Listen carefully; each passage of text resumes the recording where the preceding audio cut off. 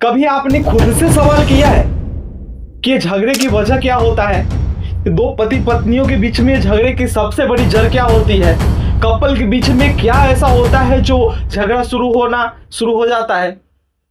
एक रिसर्च से पाया गया है मेरे दोस्त कि झगड़े की 99% वजह होती है छोटी छोटी बातें जो कि महत्वपूर्ण नहीं है।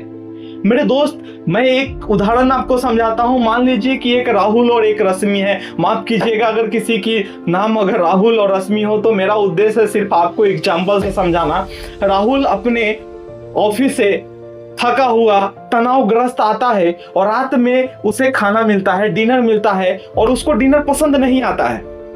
तो थोड़ा सा वो शिकायत कर देता है रश्मि से कि मुझे ये खाना आज पसंद नहीं आए। क्योंकि रश्मि दिन भर की फालतू चीजों को अपने दिमाग में बैठ के सोच के भरी हुई थी, उसके कारण वो अपने आत्मरक्षा में बोल देती है कि इस बजट में हम इससे बेटर खाना नहीं बना सकते। अब राहुल को ईगो आ जाता है और राहुल अपने ईगो में बोल देता है कि बात पैसों की नहीं है, बात बजट की नहीं है, बात यह है कि तुम्हें घर चलाना आता ही नहीं है, तुम्हें अच्छा खाना बनाना आता ही नहीं है, तुम्हें घर संभालना आता ही नहीं है। और ये छोटी छोटी बातों को लेके महाभारत, तब तक कि माहौल थोड़ा सा शांत होने के ऊपर आया था, तब तक महाभारत शुरू।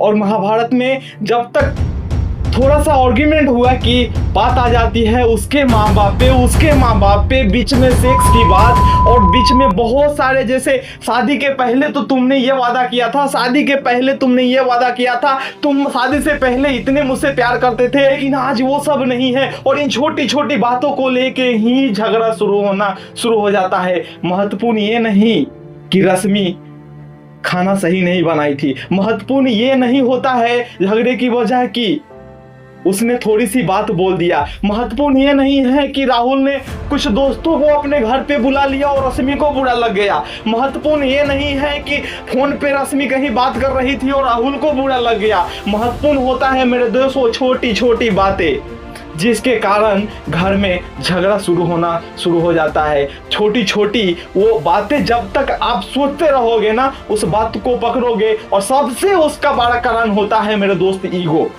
और जब तक आप ईगो को बाहर नहीं निकालोगे तब तक आपकी हाल यही रहेगी। हैप्पी रहना चाहते हैं ना, तो मैं एक यहाँ पे पति पत्नी के लिए एक चीज फॉर्मूला दे रहा हूँ मेरे दोस्त। पति पत्नी का रिश्ता कैसा होना चाहिए? पति पत्नी का रिश्ता मेरे दोस्त हमारे दो पैरों के जैसा होना चाहिए। मतलब क्या? जैसे ही मतलब क्या होता है कि जब हम आगे बढ़ते हैं तो हमारा एक पैर आगे बढ़ता है और एक पैर पीछे होता है।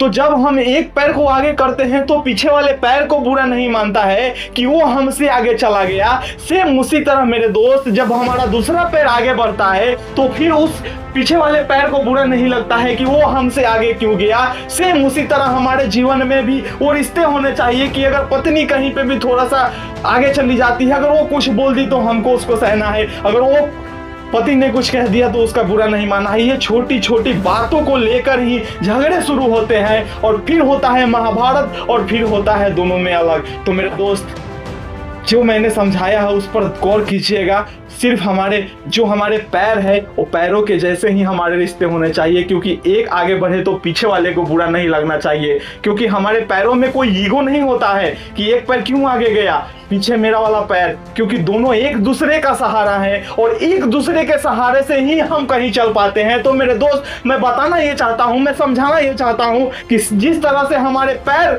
हमको कहीं आगे बढ़ाता है बिना बुरा माने हुए, बिना ईगो लिए हुए, सेम उसी तरह मेरे दोस्त आप अपने जीवन को, अपने सारे घर के लोगों को, सिर्फ आपके कारण ही वो आगे बढ़ेंगे, आपके बच्चे हों चाहे जो हो।